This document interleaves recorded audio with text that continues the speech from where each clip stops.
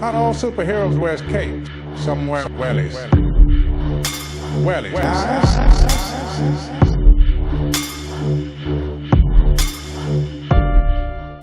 Hello, everyone. Apologies for my voice. This is the third podcast today, so just kind of losing the voice a little. But I'm with a person that I'm very fond of. I've met him, it's coming on 2 years now, and we've seen each other laying blogs and down here on the farm, and he's been to the festivals, and we've gone canvassing in Connemara and Sligo, and I'm very, very fond of him. Some of you might know I was involved with the Irish Freedom Party and ran in a local election for them. So did Doran, and I think you've ran in a general since. So, ladies and gentlemen, Mr. Doran McMahon, all the way from Connemara, and says, you're very welcome. Thanks very much, James, and thanks for having me on the show. Well, as I said this evening, we were on about doing the podcast for a long time. This will probably go out on Friday, so it's just after the protest in Cork. I think we've just been both talking about it. The optics wouldn't have been the best, as the man says. The movement seems to be on a bit of a lull. I'm chatting to this man in Indonesia, Captain Kelly. He seems to be coming with a better alternative, and I think it's just to talk about where we've been, where we are, and where we might go this evening. So I couldn't think of anyone better to talk about with it. So That's it, fair play. that's it. So Yeah, no, anyway. I was thinking of going to Cork myself, and then I seen the lineup, I seen who was going down, and I made the decision to take my girlfriend to visit my mother and take my mother out for lunch instead. And Yes. I believed that it was more important to spend time with my family than to go down there and take part in something that I wouldn't actually agree with, to be honest with you. The visuals of it were desperate. There was a lot of name calling going on, which I believe is unfair. It's creating a load of division in the whole movement, which I believe is also the main reason that has destroyed the whole movement, is everybody calling each other names. There's more effort gone into slandering each other within the movement than trying to work together, trying to put something together to going forward that's constructive. You know, there's no one coming out with any solutions Yeah. to move forward, how we're going to do this, what are we actually going to change.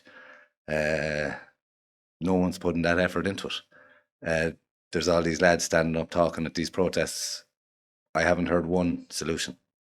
You know, I've lads telling me you have to go out snaring rabbits and stuff like that. But to be honest, I wouldn't disagree with that. I'd be telling people there's a digital ID coming. Yeah. You need to be somewhat aware of how to look after yourself. You do. But it's not an answer for a mass population in a modern economy. So No, it's not. in Ireland, back in the day when there was hunter-gatherers and we could forage off the land and hunt rabbits and stuff, I think Ireland can sustain about 12,000 people tops.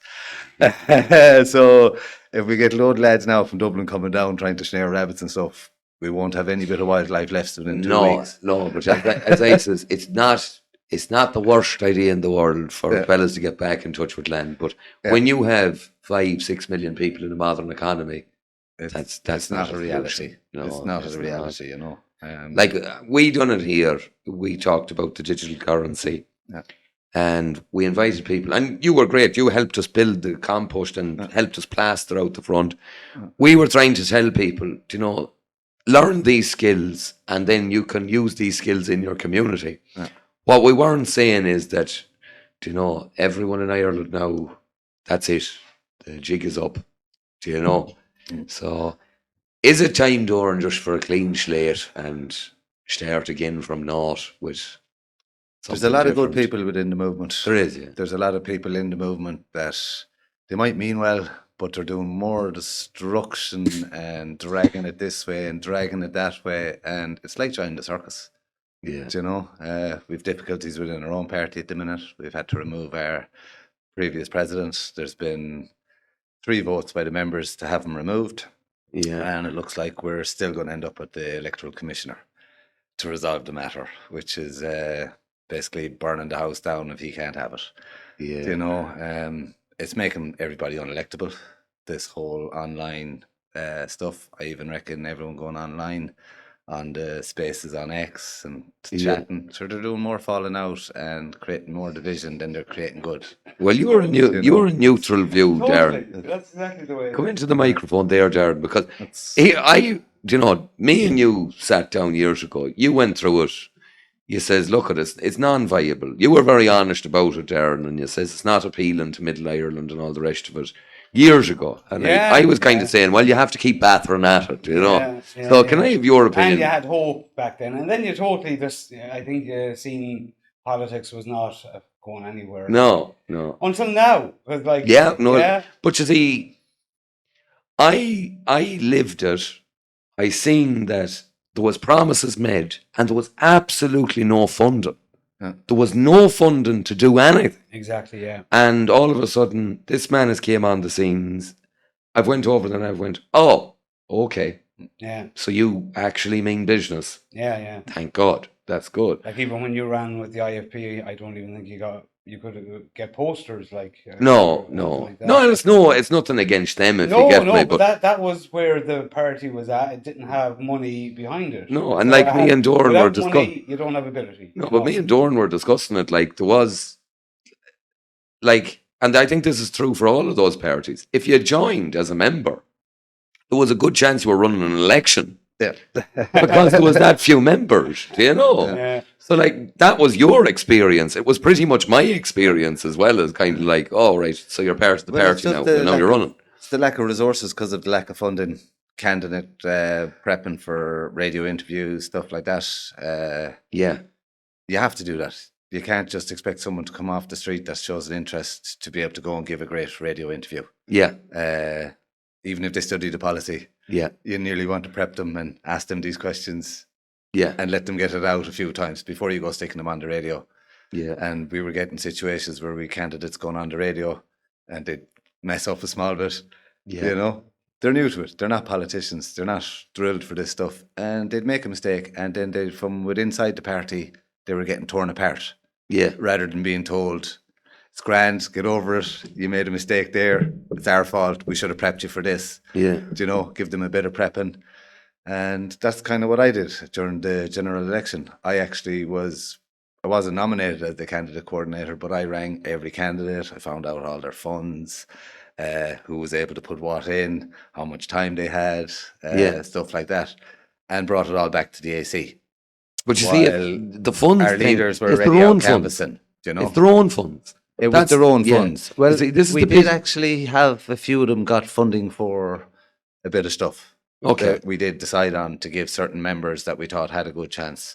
Yes. We did actually in the AC decide to give them funding. A lot of people didn't have to pay for their posters, for instance, for the general election. The party, we did actually cover quite a bit. Good. For a good few of them. The likes of myself now, I never got any funding off the party.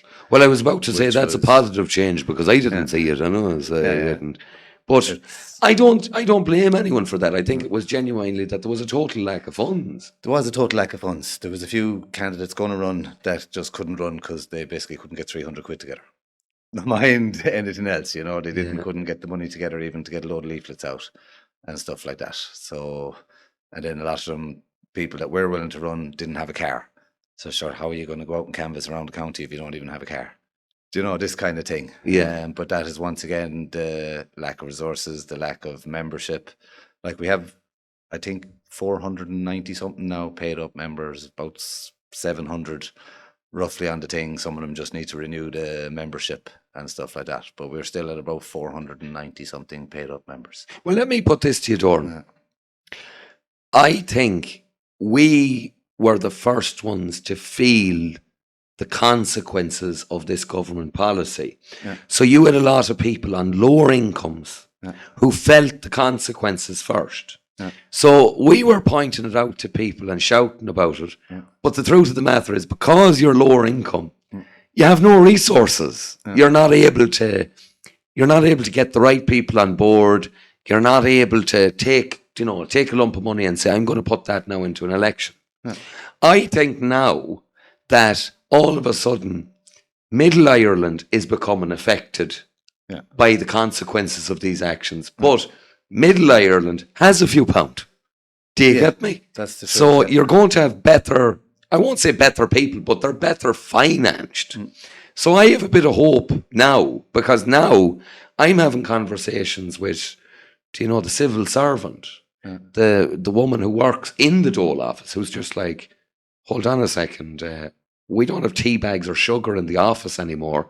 I'm handing hundreds over to foreigners, but the state won't even buy, the biscuits anymore. So now a different type of people are coming on board. Then, fair play to him. Captain Kelly comes out of the dish and he says, yeah, that's it, starting new. So I feel positive about it. My experience in the Irish Freedom Party was a bit different to everyone. I went off the rails. I done what I done down here, and in fairness, I rang Kelly about it, Herman, and I says, look, I had to do this. And he goes, well, sometimes in life you do what you have to do. I didn't have an argument with the man, and I just pulled away gracefully. I says, I'm not going to do the party any damage. I'll pull away, no problem. And then, as far as I can see, it just all hell broke loose after the election. And am I wrong in that? Well, basically, Martin Murphy and Anthony Casey put in a motion of no confidence in Herman Kelly after the election. They were pushing to try to get him out before the election even, and the majority of us in the AC said, look, leave this till after the election. You can't go doing this right now. And steadied the ship up so everyone, or a few of them, didn't walk out, because there was the issues with Orla O'Donoghue getting a hard time from the likes of Luke O'Connor, Patrice Johnson and Herman Kelly. Online abuse and so on. And this is kind of why they were wanting no confidence in Herman, because of his style of leadership, basically. They weren't happy with it. Which I can understand their point of view with a lot of the issues that were going on. Now, 24 hours out from the vote of no confidence for the AC, I don't know what happened in the background. There was private conversations with Martin Murphy and Herman Kelly and Shane Lynham and so on. There was calls back and forth between them, and they left. Yeah, they tried to pull myself and Owen O'Sullivan into a breakaway group. There was pictures went out on X that we all left the party, which I had to clarify that. Hang on here now a minute. I didn't leave the party, and Herman Kelly thinks I'm still working for them, which I find quite funny, You see, my thing with Herman is I never fell out with him. No, neither did I. I've met up with him a couple of times, and to be honest about it, he treated me fine. Anytime he landed here, he always landed with a steak and something for the kids. He was sound, And personally, myself, once like yourself there, I never fell out with Herman Kelly. I've a good enough communication with him. I texted him there recently over this whole mess. Yeah. I asked him to look, can yourself and Michael not just go to the electoral commissioner and do this like grown-ups? Why all the publicity stuff? It's just making us all unelectable and making a show out of the whole lot of us, which it is. All this stuff online and everything, this should all be done behind closed doors. What happens in the AC of a party should remain in the AC of a party. If there's disputes, it should stay in-house. Whatever is in-house should stay in-house. Well, you see, I talk as well to Martin, and I used to talk to Anthony as well. We had a little issue lately where but we ended it civilly, if you get me. I'm just like, I didn't like that. Thank you very much for what you've done to rectify it, but that's it. We're not really talking from now on. I just think it's really time to just move on to fuck. Well, none of these people can get on. No. And they've proven that. So there's no point in them leading anything if they can't. If they're going leading all these parties and they can't get on, they're not the people you want to be leading these parties to create something positive that's going to actually save Ireland. Yeah. They're doing the total opposite, and they're making a show of the lot of us, and they're trying to drain our resources and basically lead us to lambs to a slaughter. Yeah. I'm so glad I didn't go down to Cork. Yeah. It would have been political suicide as far as I'm concerned. I think I think it's the end of what I would consider as the conservative right movement. Yeah. I don't think Justin is affected by it at all, because in fairness to Justin, Justin tells you what he is. Yeah. And I have to say that. You have to admire someone.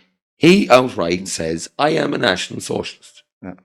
That's it. Yeah. So if that's what you want, the man is there. He's telling you what he is. Yeah. you don't, if you're trying to be middle ground, you don't align yourself with that. You say, fair enough, Justin, you're over there, good on you. That's your thing. I don't want it, but you're doing it. I can't understand how these other fellas goes, oh, no, you can do that. Like we had Justin on here, myself and Darren. We interviewed him. We gave him the benefit of the interview. On economic policy, I think he's fairly strong. He's good at sums anyway. Yeah, He's good at the numbers. yeah. Some of the solutions he has, in my view, are very extreme. Do you know? Yeah. But it's not for me, if you get me. The issue I have with it is it's not 1916.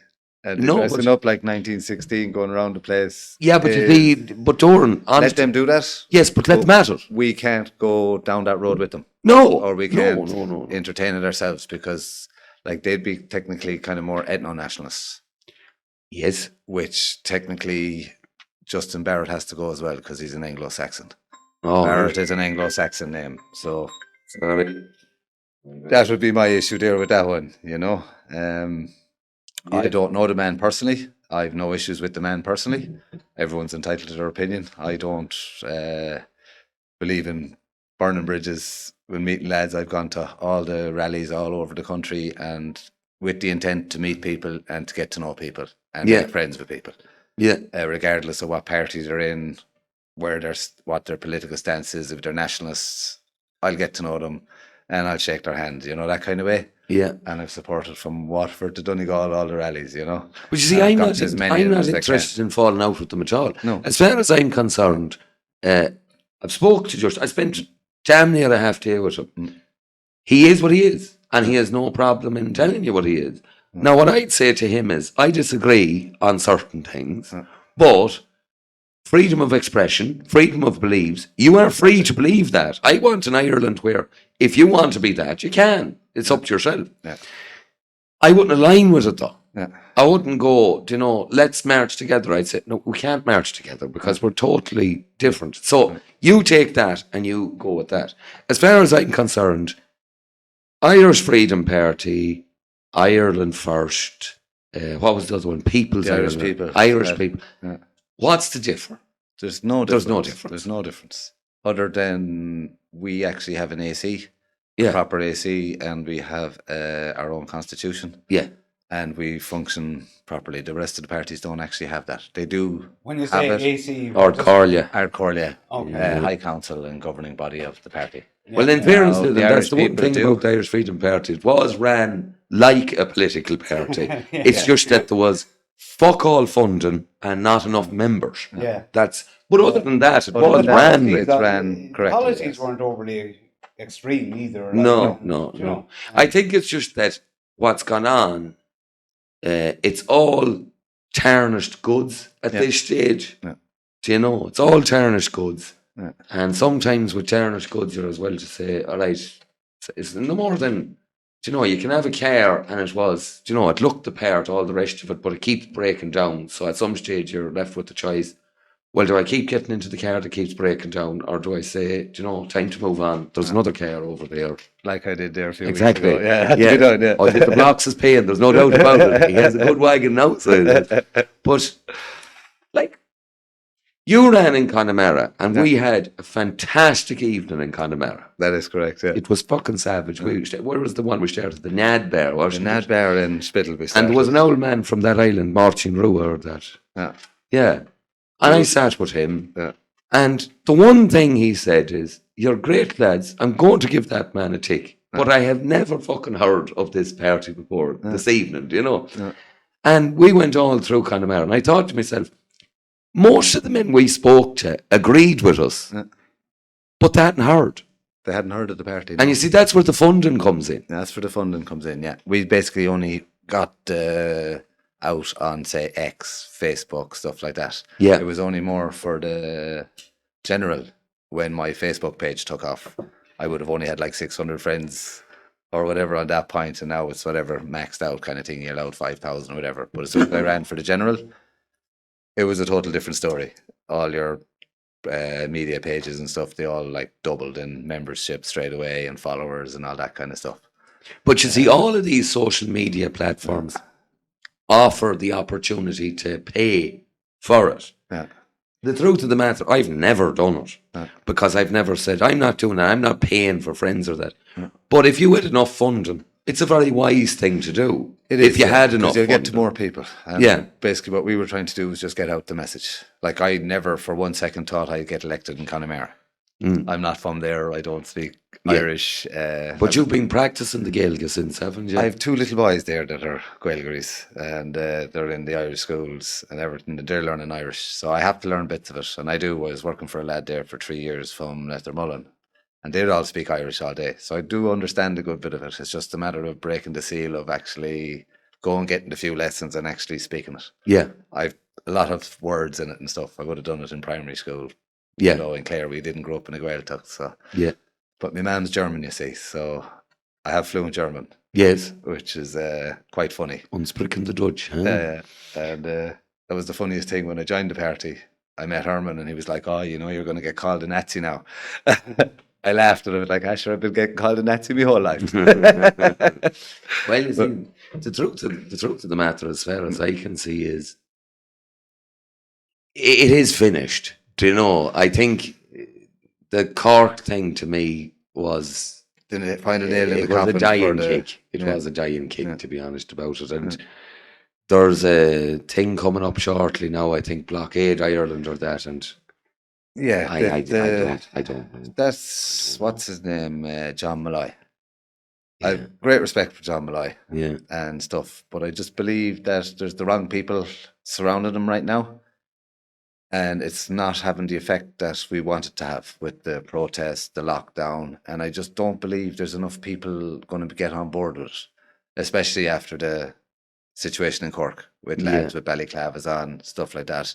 That's just going to scare people away from going out to be proud to be Irish and have a great day, you know, because all the marches before that were good-spirited, everyone was having a good time. You know, there was no seriousness or no militia at it as such and stuff like that. And that was the whole thing. We were going out and being proud to be Irish and showing that we were peaceful, we were proud to be Irish, and giving a message and getting people involved, you know, and getting the word out there to everyone by doing it.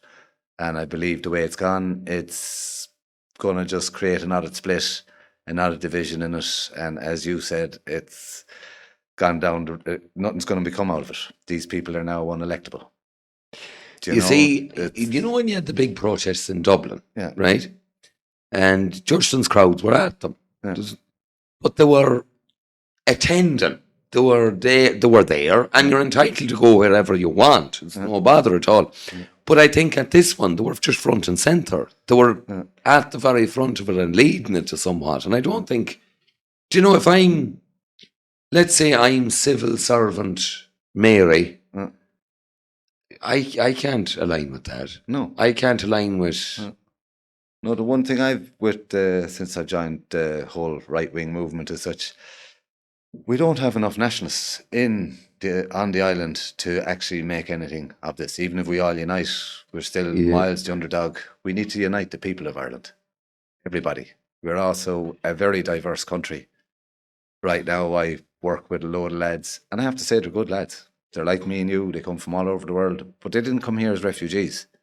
They came here to work, and these are good lads. I work with them every day, and I treat them the same way I treat everybody else because I'm not a racist. And by bringing that whole racist aspect into it, as you said, we can go, no, that's the fair right, because that's not us. But you see, there's an element to this, Doran. You are working, and I do my bits and pieces to. There's an element of this, and the only annoyance to have about the foreign national is that the foreign national seems to be getting more free stuff than they are. Yeah. And I've never been able to sit down with someone and kind of go, oh, no, I get you with that. I'm just like, no, I'm not on board with that. No. Like I don't believe in giving free stuff out. No, like the last fella I talked to in the podcast before this, I have a serious problem with the long-term unemployed. Yeah. Like, I don't agree with that. I don't think you should be on the dole for 15 or 20 years. I don't think so. No, I don't believe there should be social welfare in the country. Certain cases, I think you do. I think you do have to have for certain, but if someone's able to work, Oh, yeah, but they look, should it be It wouldn't working. be a lifestyle choice. No, it's not a It shouldn't lifestyle be, choice. you know. Like, But again, the other side of it is, I mean, as you were just you were saying, like, if you add it all up, you'll actually, when people actually find that there are obviously more benefit. Oh, yeah. So it's the system. It's not. well, I go on that. It's Yeah, right. Like yeah. I was said to the last guy, Doran, it is true that some people, they do the sums and they figure out, oh, actually, I'm better off on the dole than I am working. That's the truth. Yeah. Now, there's another side to that. My reaction to that would be, if I was, as I do say, dictator in the morning, because how else do you say it? I says, if I was dictator in the morning, what I do is the first year, okay, I can understand you can lose a job, you might need to reskill, it's hard to get into a job again, right? Yeah. We'll give you a year. But after that year, 25% reduction. And then after that year, 25% reduction. And I would leave it in such a way that someone goes, I'm better off working. Do you know?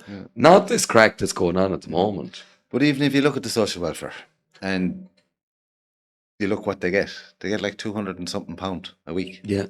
Do you know? It's like, how can anyone actually survive on that?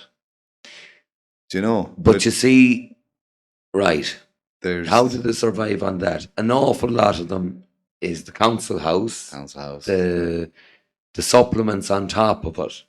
Now, they're not doing well. I'm not saying any of them is doing well, and I feel genuinely sorry for them. But fuck me, we need to have a country where these people can get back to work and do well with themselves, you know? Like, my thing, the biggest annoyance for me is tax. Yeah. Like, tax and me, I despise it. Yeah. Because, first and foremost, you have no choice in where it's spent, which is, in my opinion... 100 grand for the design for the new bike shed being offered out and stuff like this. But, like, I can't help but think the best people to choose what should be done with money is the person who earned the money themselves. Do you know? Instead of me and you paying for a bus shelter in Dáil if there was 10 people on the road doing well, then we could get together and say, you know how the kids is below at the end of the road waiting for the bus and sometimes it rains. Cheers, lads. There's 2 or 3 of us working in the building. Why don't we pool a few pounds together and put up a bus shelter? That's the Ireland that I envision, where communities do things for themselves without the government. And we just reduce government, less of it. Like, why do we need all these TDs? We don't. We don't. No. Like, the first thing, and I says this to Kelly when I was over there, I says, I really want to see it, is to reduce the amount of politicians and reduce the amount of bureaucrats. And that's why they wouldn't like this, is because you're outwardly saying, if I get in, there's going to be less of this nonsense. So there is. But if you get in, yes, unless you actually get in as the party who are in government, all you are is a voice. Oh, 100%. You know, but you see, I think this is where a lot of people on our side isn't adding up. What the man is talking about is hundreds of millions. Like, I said, well, what's it going to take to win at this election? Probably 250, 300 million. And he's deadly serious about that. He's not on about, let's compete. He's on about, no, just beat them all. But sure, if you look at Galway alone for the locals, you're looking at 39 seats for Galway. That's just one county. Yeah. Do you know? Well, if his vision comes to light, and he does get the votes, he'd be reimbursed, wouldn't he, for a lot of what is spent? No, you'd get your you get expenses back if they got enough votes. Once you get over 2%, you get a percentage. I think it's about 80% of what you expend on your campaign back. Yeah. But he's on about blowing this totally out. Yeah. Do you get me? He's on about hitting a higher budget than any of the parties. And I think that's necessary. Yeah, really absolutely. It's the only way that you'd get the clean slate that you're That's looking it. for. Yeah. But what he is discussing, and I'm very impressed with it, is a return to freedom. Like, the small thing, like, why on earth are we in a situation where you have to go to a planning authority to have a fireplace? Yeah. That is a ridiculous situation to be in. It is, yeah. Like, because any man or woman who's building a house should have the personal freedom to choose how they heat their house. Well, if you look back in Connemara last year with the storms, Yes. it's a perfect example.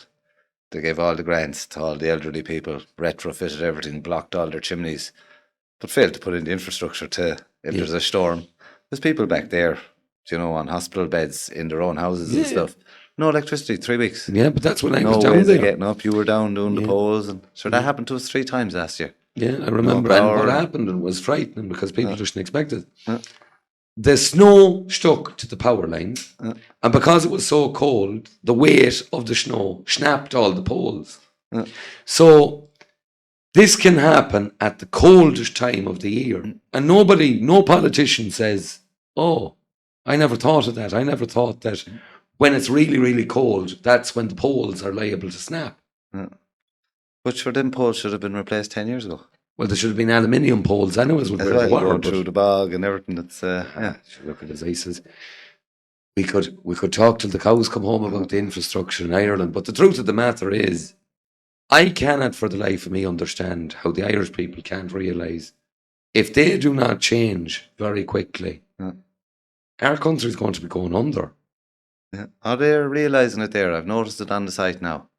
Just more and more people there are starting to turn around and tell me, "Oh, Jesus, you're right. What you're saying is right." Do you know that kind of way? I totally Yeah. agree with what you're saying. A lot of lads would have been afraid to say it. But once again, I have the foreign lads all saying what I've been saying. I'm dead right. Don't be letting in all these welfare migrants. They get taxed the same way I get taxed. Yes. And you get taxed. Yeah. It affects them. They've got kids that would like to be able to buy a house. But They see no future here now. I You could know, never it's- understand this, Doran. There's, you know, foreigners in this country who came in the early 90s and they have their citizenship. They're voting in elections since. Why on earth would you not have them people on side? This is Why not? exactly, we have to have everybody. We have to be inclusive of all people on the island. We can't like leave certain groups out or prejudice against them or stuff like that. You have to be inclusive. If you plan on running a country, you have to include everyone in that country and make that country a nice country for everyone that's in it. Do you know, you can't really start prejudicing against certain groups. In fairness, I would prejudice myself personally against Islam. I don't want Islam to get a foothold in Ireland. They already have a foothold in Ireland. Their belief is wrong as far as I'm concerned. The marrying of children and all that, that's, you know, where I draw the line. And it's not all of them are bad people. There's good people come in with them, but they bring the Muslim Brotherhood with them. Comes in with them, you see. And we've seen it go through every country in Europe and wreck the countries. Like England is ruined, basically. England is no longer England. But I think you can No. you can have prejudice against someone who enters the country illegally. Yeah. I think that's easy. It's easy enough to go. Now, they're not coming in illegally. They're coming in with lots of money and stuff, but they're putting up mosques everywhere. They're marching on our streets. There are tables on all our streets everywhere trying to convert us all to Islam. I do believe our government are playing into it a bit as well with all that transgenderism and minor attracted persons and all this kind of thing, you know, because they're making it acceptable for Muslims to be here because they marry children. They're paedophiles. Anyone that marries a child is a paedophile, you know, and I've no problem saying that. And I do believe by them marching on our streets here, they're trying to provocate a situation out of it, like. And now a word from our sponsors.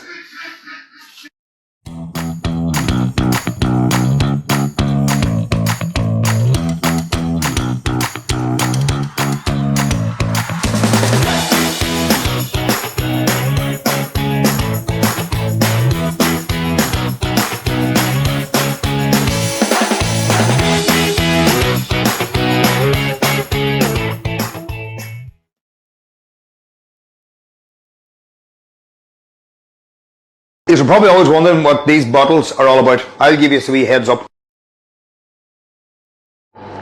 Folks, what we're going to talk about now is beetroot. Now, I've based my bottles around beetroot, and the benefits of the beetroot is it boosts athletic performances, helps stroke prevention, and that's what it does, massively helps benefit the heart. It's a natural immune booster, Listen, I would love to put a health claim in the bottle and say natural immune booster. We're not allowed to, but the bottom line is, when by any 4 weeks, they're not a one wonder bottle, you'll not do it overnight. So try it for 4 weeks. It'll cost you no more than about €48. What's not to like about that?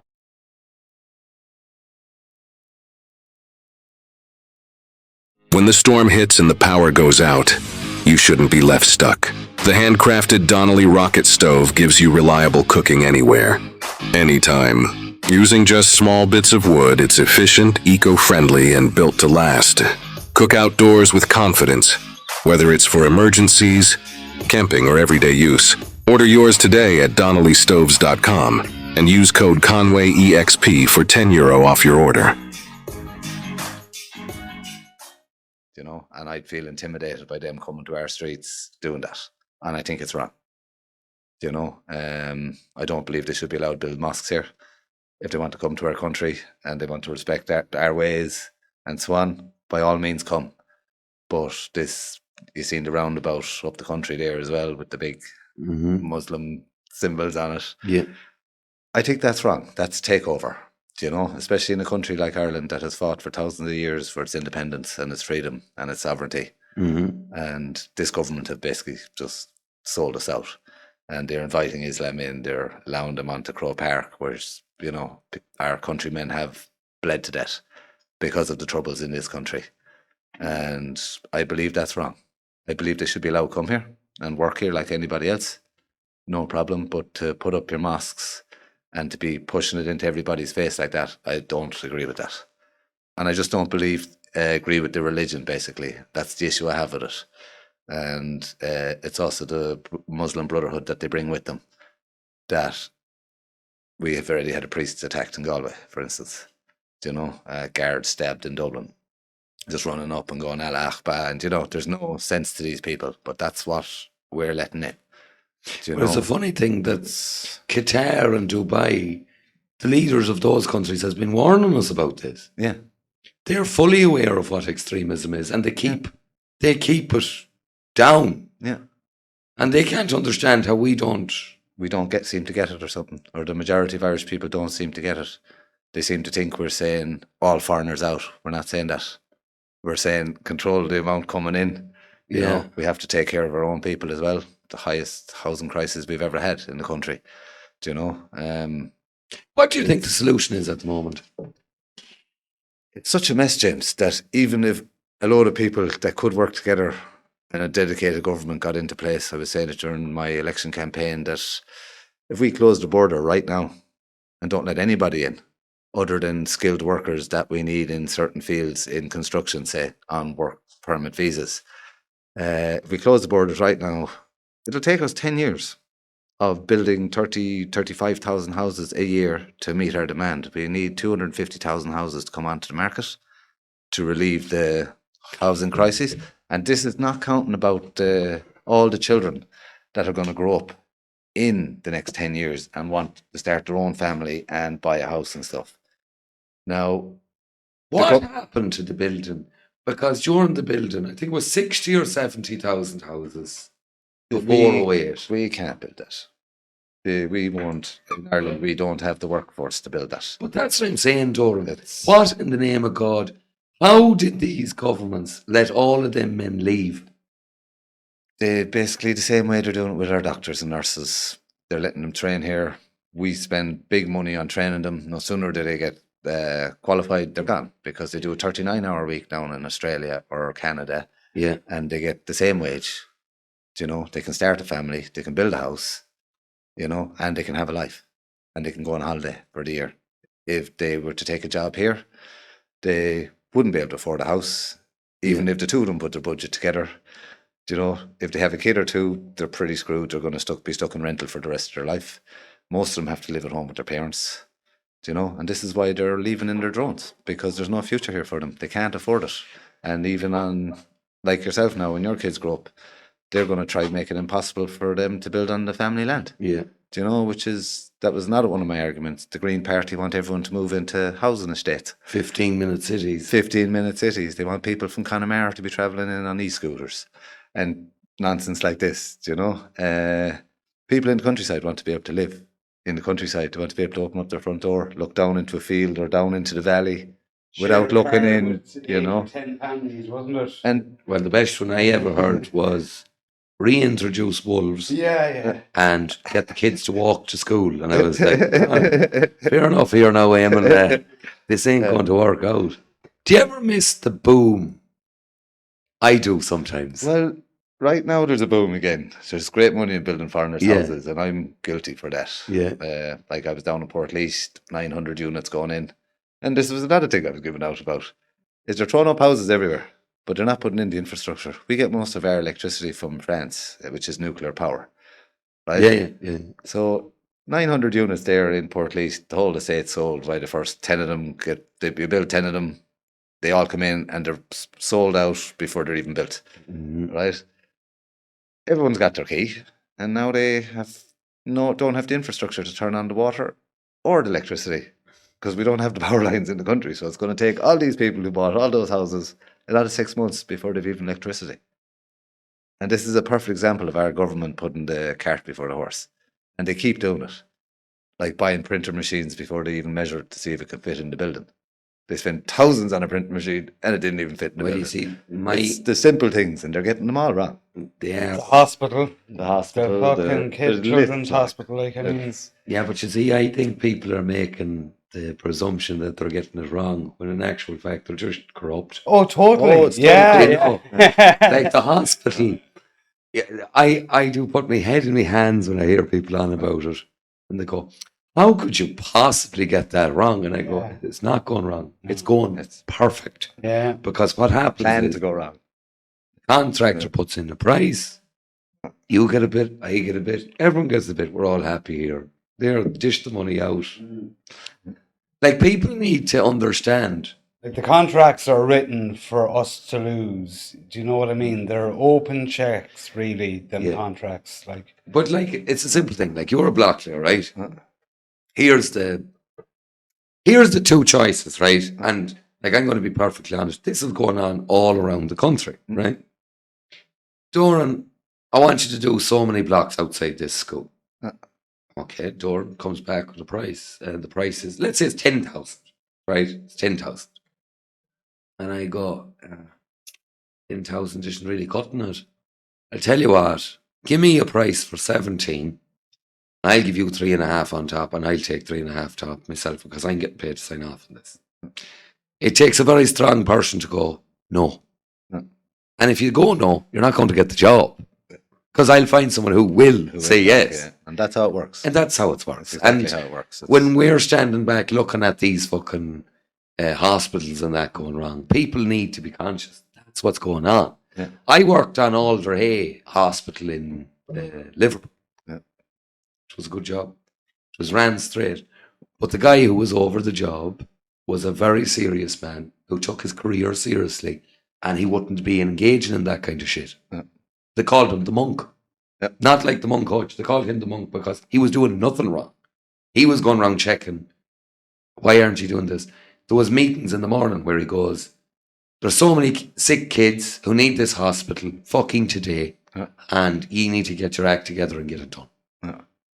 And that's what happens when you have a job that's ran by a proper person in a proper way. It's done on time and under budget. Yeah.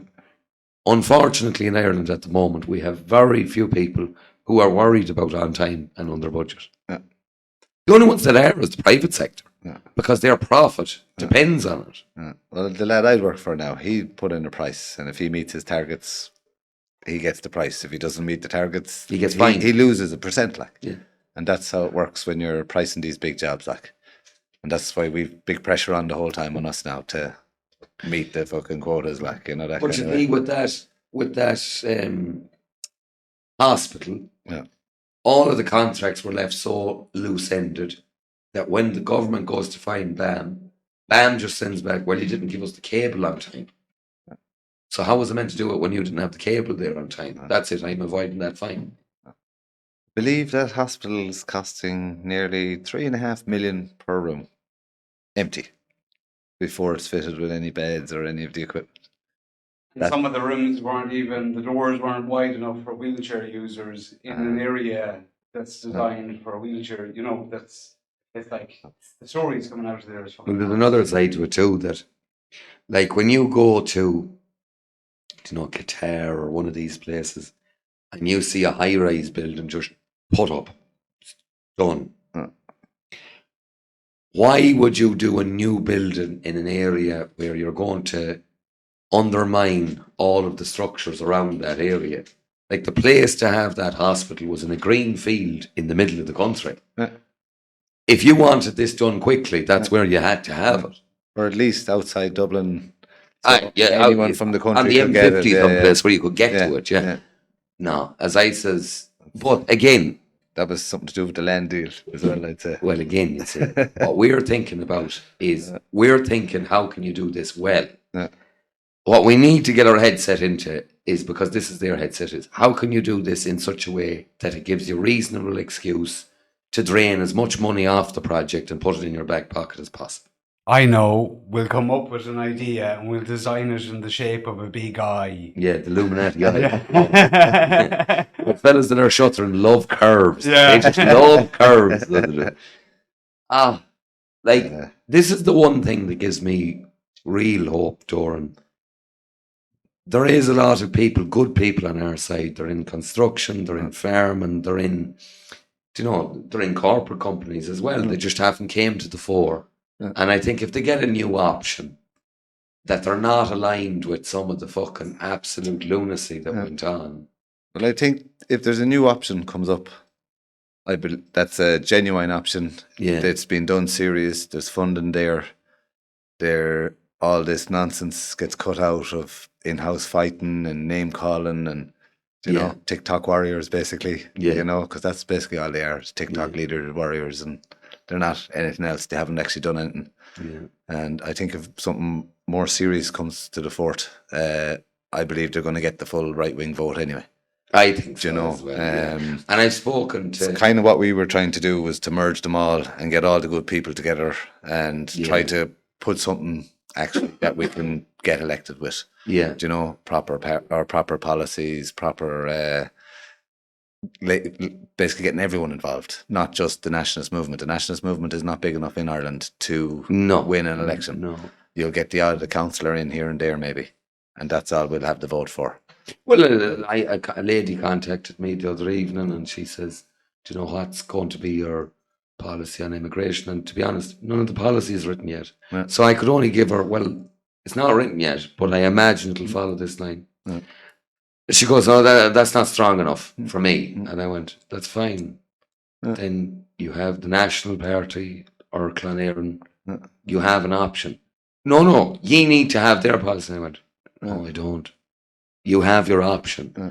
If you want to vote and you know your vote has been wasted anyways, that's your own business. Do you know? Like, the one thing I always thank the people who voted for me when I went for the elections, because they gave a vote of confidence in you. They thought that person could be good enough to represent me, which is a lovely feeling, and I thank them for it. Yeah, it is a lovely feeling, yeah. But we all went into those elections knowing full well in our heart and soul that we had a very slim chance of being elected. Yeah. I knew I wasn't going to get elected. I knew I'd get somewhat of a vote. I got somewhat of a vote, which was nice. There was I think I got finished up on about 550 votes in the what's it. Brilliant. But that's still 500 people that actually voted for you. Yeah. 50 people voting for you is already, it'll make you feel good, like. But when you get 500, it's kind of like, geez, that's already a small army of people that put their faith in you. Yeah. Which kind of makes you feel a bit more responsible. Well, I remember the first time I ran in the general, and I'll never forget it. I think we wound up on 1,600 or 1,700 votes.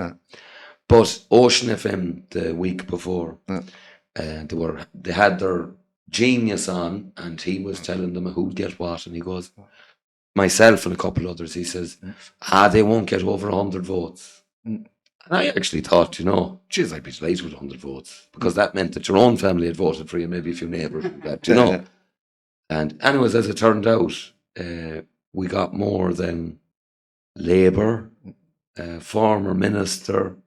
They couldn't understand this. And I think there is hope.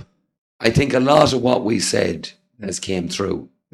And people, I think, will remember they didn't lie to us. They did tell us the truth.